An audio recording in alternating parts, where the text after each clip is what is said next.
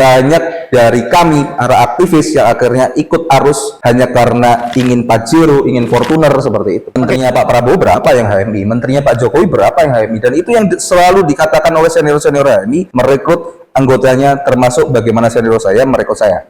Nah, pragmatisme sudah mulai masuk di situ.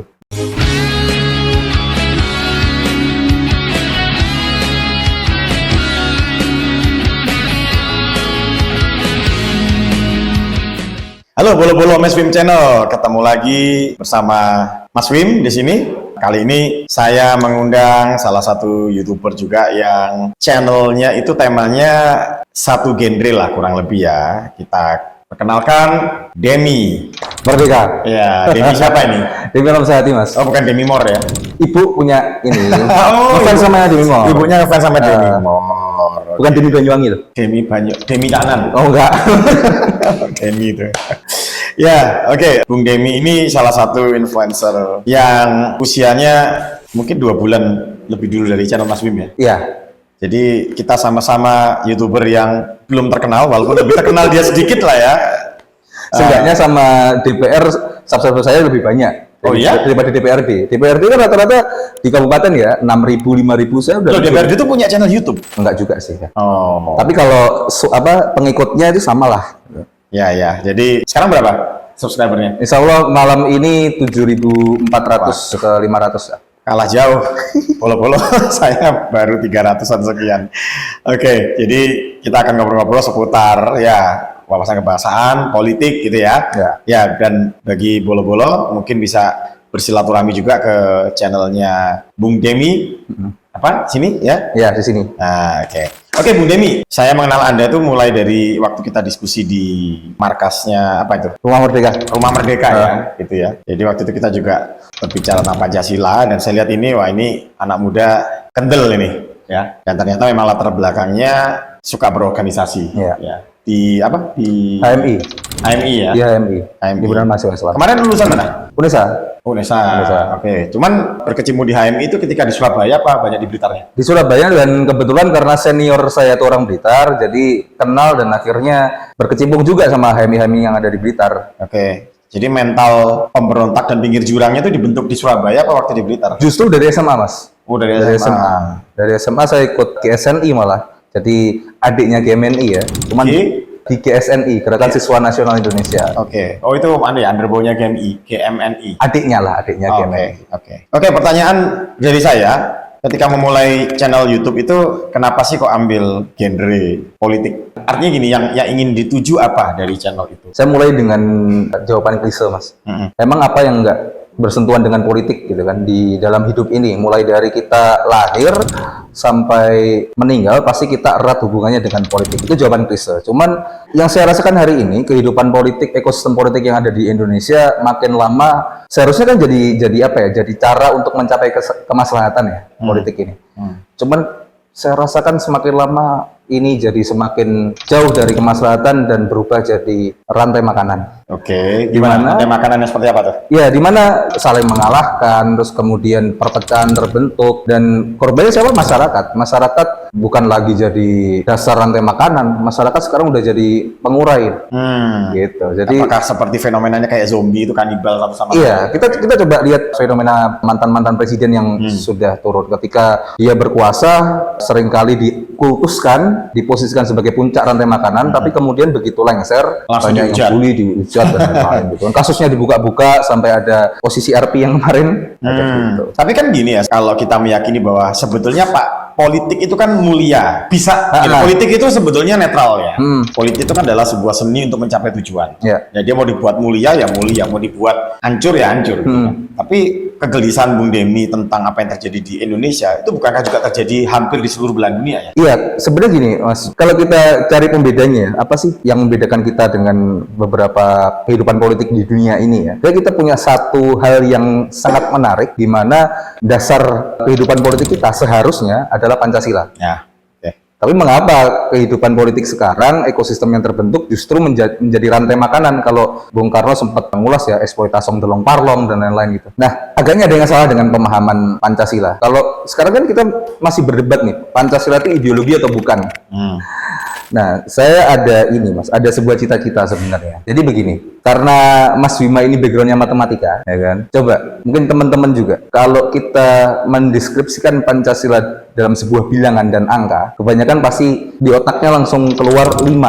Ada yang 3, ada yang 1, gitu kan? Tapi bagi saya, Pancasila itu 22/7, Mas. Lingkaran berarti, bulat gitu. Konstanta lebih tepatnya. Oke, konstanta. Jadi konstanta ini kan sebenarnya sebuah kesepakatan di mana variabelnya berubah-ubah. Sama seperti Pancasila. Pancasila ini kalau kita bicara misalkan sila pertama ya, tentang ketuhanan. Di tengah kemajemukan agama yang ada di Indonesia, Pancasila sila pertama ini menjadi konstantanya, menjadi titik temunya di antara perbedaan variabel-variabel yang ada di bangsa Indonesia. Dan itu berlaku di semua sila, gitu kan. Nah, kemudian kalau teman-teman tahu konstanta ya, misalkan kita bicara di sini pi itu Mas tidak menunjukkan apa ya, rumus lingkaran secara presisi. Jadi dia berpotongan gini, dia tidak berpotongan tepat, tapi nimbus apa kalau bahasa Jawanya nimbus, mepet Apa ya? Oke. mepet kayak gitu kan. Nah itu sebenarnya celah bukan toleransi, apa fleksibilitasnya Pancasila. Makanya banyak yang mengatakan Pancasila ini nggak konkret, dan emang nggak boleh konkret. Gitu kan. Kalau konkret itu namanya ideologi. Maka di perkataan ini saya mengatakan Pancasila bukan ideologi. Tapi ideologi Pancasila itu apa? Kalau saya mengatakan Pancasila sebagai ideologi itu salah. Tapi kalau ideologi Pancasila itu memang ada, terelaborasi dalam pembukaan Undang-Undang Dasar 1945. Nah, jadi gini, mungkin saya potong sedikit ya, terkait dengan kenapa kok kita boleh lebih merasa gelisah terhadap politik yang menyeleweng ya di dalam negeri dan di luar negeri. Mungkin kalau saya bilang at least di luar gitu nggak munafik gitu. Nggak munafik ya. Itu kan. Dan posisinya jelas Mas. Ya, yang kita nggak rela itu kan karena falsafah kita Pancasila, jadinya malah seperti ini kan gitu ya. Oke, lanjut. Dan gini, misalkan gini, pembukaan Undang-Undang Dasar atau ideologi Pancasila ini adalah sesuatu yang menjadi tujuan. Ya, bolo-bolo. Jadi ya saya dengan Bang Demi ini sepakat bahwa Pancasila adalah falsafah dan ideologinya itu terejawantahkan dalam pembukaan Undang-Undang Dasar 45. Nah, ya, oke, lanjut. Itu ada sebuah tujuan. Kita ambil kaidah matematika yang lain tentang teori peluang. Tidak ada yang benar-benar 0 dan 1. Tidak ada sesuatu yang mustahil dan tidak ada sesuatu yang pasti. Nah, saya berasumsi preambul atau pembukaan Undang-Undang Dasar 45 ini nilainya 1. Tujuan yang selama kita hidup tidak mungkin kita capai. Walaupun kita sudah makmur, kita swasembada pangan dan lain, itu tetap harus dikejar. Tidak perlu ada kemakmuran yang lebih baik. Lebih baik. Nah, setelah itu, ya kan, peluang ini tadi di mana mainnya? Peluang yang baik adalah peluang yang mendekati keberhasilan. Itu ada di dalam Undang-Undang Dasar 45. Nah, kenapa saya membuat channel YouTube? Ayo kita bermain peluang, ya kan, untuk menciptakan peluang bernegara yang lebih baik. Undang-Undang Dasar 45 bisa diamandemen, Mas. Amerika 14 atau 15 kali diamandemen. Kita baru 4 kali kan ya. Jadi Bung Demi ini termasuk yang menolak untuk mensakralkan. Oh enggak, jangan disakralkan, Mas. Jangan disakralkan. Kalau Pancasila itu udah keren. Kita kan berasal dari kota Blitar ya, kotanya Bung Karno ya. Nature-nya para pemikir kebangsaan di sini itu cenderung agak saklek ya. Oh iya, saklek. Kemarin bahkan di sini jangan sekali-sekali ngomong Soekarno. Wah, bisa ngamuk nih yang sepo-sepo ini. Iya, yang suka matung itu ngamuk nanti. Kemarin baru datang ke sini. Oh, baru datang ya? Iya. Jadi pergerakan mahasiswa itu seyogyanya kita sudah pernah gagal nih mereformasi. Kalau saya ya di tahun 98 itu gagal. Gagalnya di mana? Makin rancu aja deh. Kenapa? Makin rancu aja kayaknya. Kalau dulu korupsi itu terpusat ke presiden, kayaknya sekarang semua korupsi deh. Oke. Dan itu yang menyebabkan sebab akibat seperti itu di mana menurut Bung Demi? Pastinya ada yang salah dalam sistem bernegara kita. Ada yang salah di sistem bernegara kita. Nah, tugas kita untuk mengevolusi kehidupan bernegara ini supaya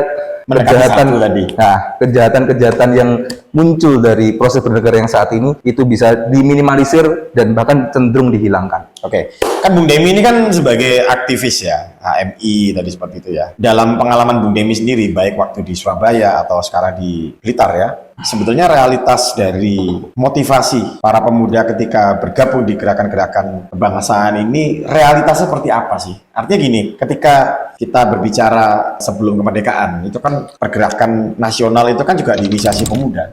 Tujuannya jelas, Indonesia merdeka.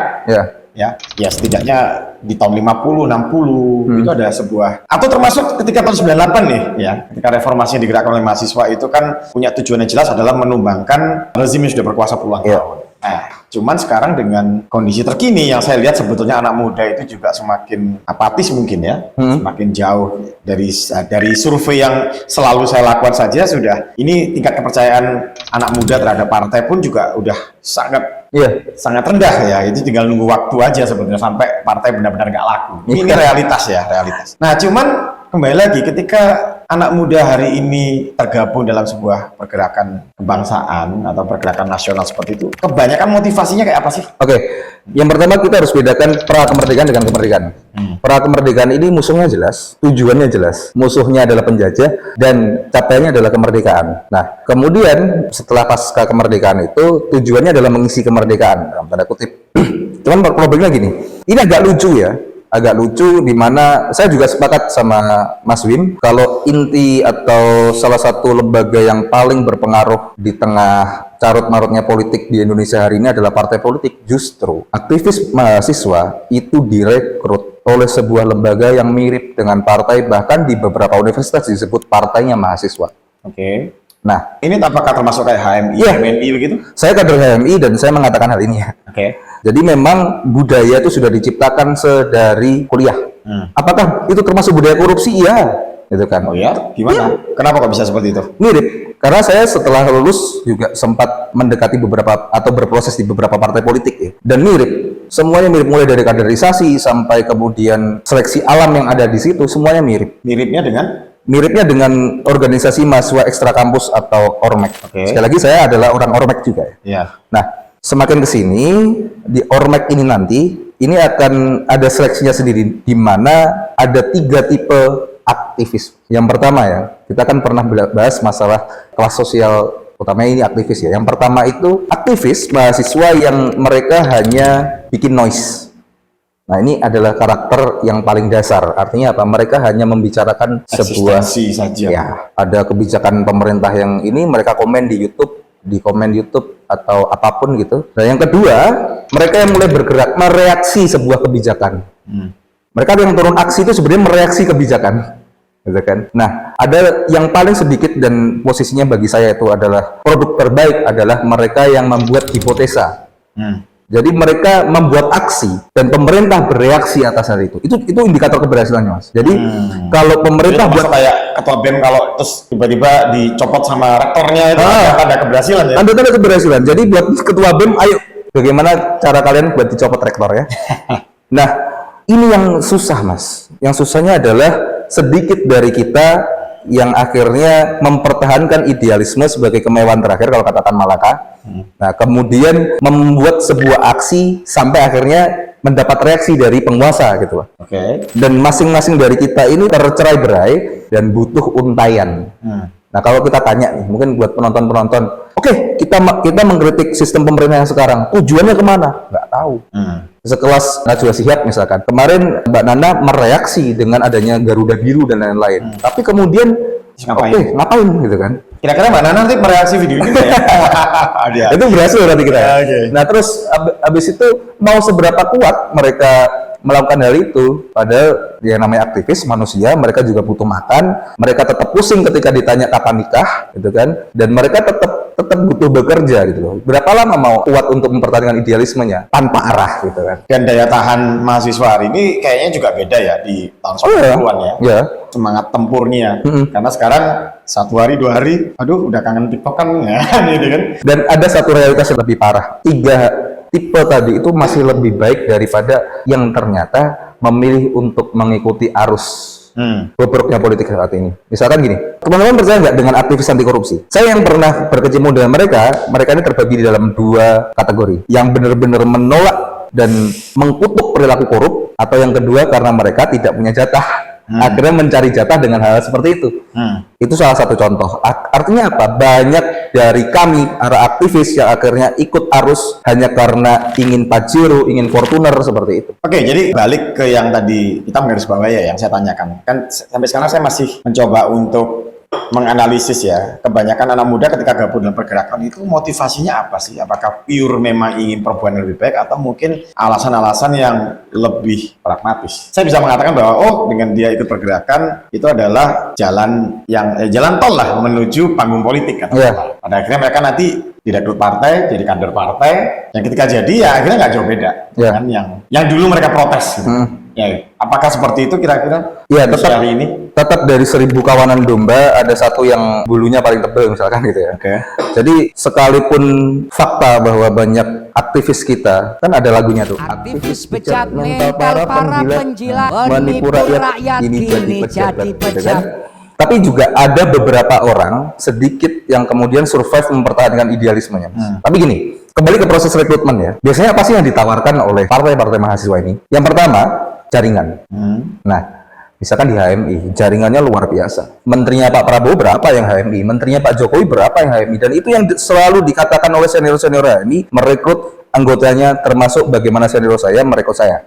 Nah, pragmatisme sudah mulai masuk di situ. Nah, kemudian, tapi sebetulnya kan ya sepanjang itu memang bisa dirasa bisa kontributif, why not sebetulnya? Iya, tidak ada masalah secara prinsip. Tapi ekosistem yang terbangun, bagaimana kalau pucuk dari ujung dari jaringan ini sudah korup? Mereka yang tidak betah untuk menahan lapar pasti akan mengikuti arus ini.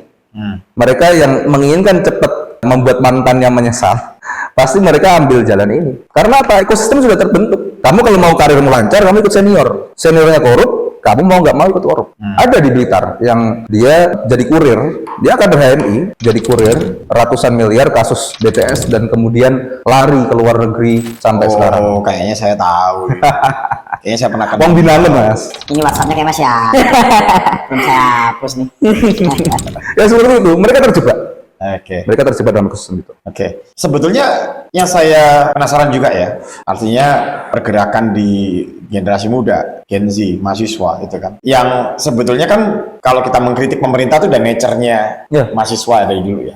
Kalau hanya dalam tatanan mengkritik Jokowi lah, atau nanti ya bakalannya mengkritik Prabowo lah seperti itu ya. Tapi sebetulnya secara umum anak muda itu tahu nggak sih ada yang keliru yang lebih dalam lagi, katakanlah apakah mereka melihat sistem politik kita hari ini sedang baik-baik saja? Itu mereka sadar nggak?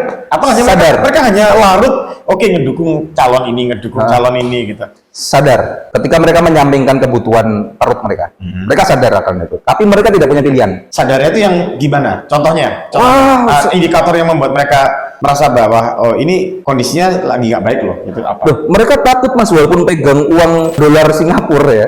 Mereka takut, mereka tahu kalau ini adalah uang hasil korupsi. Mereka tahu. Kenapa? Ya rata-rata pejabat pakai dolar Singapura kan. Oh gitu ya. Mereka tahu ini uang panas, ini nggak berkah. Mereka masih menginginkan anaknya tidak dihidupi dari uang ini, mereka tahu gitu kan. Tetapi mereka terjebak dan mereka tidak punya pilihan. Nah, ayo kita bikin sebuah pilihan. Karena gini, Gen Z ya utamanya gini, karena memang mereka merasa tidak punya pilihan. Karena ini seperti perjuangannya nggak berujung. Mereka nggak tahu akan mencapai di mana. Gitu. Nah, itu. Karena gini, ini Gen Z ya. Gen Z ini lebih rasional. Atau lebih apatis? Bukan, sebenarnya lebih rasional. Apatisme itu karena mereka tidak dihadirkan sebuah hidangan yang lain. Nah, akhirnya mereka menyerah dan apatis. Tapi sebenarnya mereka lebih rasional. Ketika ada pilihan yang lebih menguntungkan bangsa ini, mereka pasti ikut. Saya ketemu kemarin kelahiran tahun 2003, Mas. Dia tanya-tanya tentang channel YouTube saya dan dia pedagang buah dan mengatakan, "Mas, saya bisa nyumbang berapa untuk hal ini?" Ada yang seperti itu. Nah, karena apa? Mereka punya pilihan. Nah, tugas-tugas kita untuk menghadirkan pilihan. Makanya saya tadi mengatakan, ayo kita bikin sebuah konsep bernegara untuk mengevolusi kehidupan berbangsa dan bernegara kita. Supaya, ayo, ini yang sekarang berjalan, hidangannya A, ini punya B, kalian sepakat yang mana? Gen Z lebih bisa memilih A atau B. Tapi kalau mereka untuk membuat rumusan, ntar dulu deh, gitu kan. Mereka masih sibuk nonton Netflix dan lain-lain. Tapi kalau sudah dihadirkan pilihan, Gen Z ini lebih mudah untuk memilih. Karena watak-watak feodalisme mereka juga lebih tipis ya daripada generasi lama. Generasi lama itu kan yang ya sudah kebentuk ya. Jadi Bolo-bolo Mas Wim yang selama ini sudah mengikuti channel ini ya tentu sudah tahu bahwa saya sering memaparkan atau menawarkan sebuah sistem alternatif ya untuk Indonesia, yaitu demokrasi tanpa partai. Nah, kalau teman-teman penasaran seperti apa, silakan ini ya ditonton di link yang ada di deskripsi. Di situ ada videonya, juga ada file dalam bentuk PDF yang bisa di-download. Nah, kira-kira Bung Demi sendiri terkait dengan wacana ya. Terkait demokrasi tanpa partai itu sendiri seperti apa kira-kira? Nah, dulu sempat saya sudah diskusi sama Mas Bima juga. Partai ini kan sebagai infrastruktur berbangsa. Kalau infrastruktur bernegara kan pelabuhan, jalan tol gitu kan, walaupun tol bayar, terus airport gitu kan. Nah, seharusnya partai ini itu adalah alat ya kan untuk edukasi politik dan juga infrastruktur kebangsaan. Sederhana sebenarnya, pola pikirnya sederhana. Bagaimana jika ada update push gitu kan? Ada update push ketika negara ini, kehidupan demokrasi bernegara di negara ini bisa dilakukan direct to people. Gitu kan? Langsung kepada rakyat. Tanpa melalui perantara. Jadi intinya partai itu cuma alat, dan alat itu bisa diupdate atau diganti kan gitu. Oke. Kenapa? Ini bukan gerakan makar. Jadi saya sepakat. Tidak sakral ya? Tidak sakral. Selama itu untuk kebaikan seperti itu. Nah, Ya. kita perjuangkan bareng direct people demokrasi ya. Ya, oke. Pertanyaan terakhir buat Bung Demi, setelah channel ini, ya, kira-kira langkah konkret apa sih? Atau ya memang ya sudah mencoba mengedukasi generasi muda melalui konten? Atau mungkin ada secara konkret seperti apa? 28 Oktober 2028 kita berencana membuat Sumpah Pemuda dengan tujuan deklarasi negara tanpa partai. Waduh, ngeri. Ya. Oke. Itu bolong-bolong ngobrol-ngobrol sedikit dengan Bung Demi. Sukses ya untuk channelnya. Thank you Mas Bima. Moga-moga Sukses kita juga. sama-sama bisa berkembang dan memberikan khazanah pemikiran yang segar. Ya, amin. Generasi muda kita yang kayaknya semakin stuck yang melihat politik. Harus dikasih pilihan, harus dikasih. Ya. Oke, itu bolong-bolong. Sampai ketemu di konten berikutnya.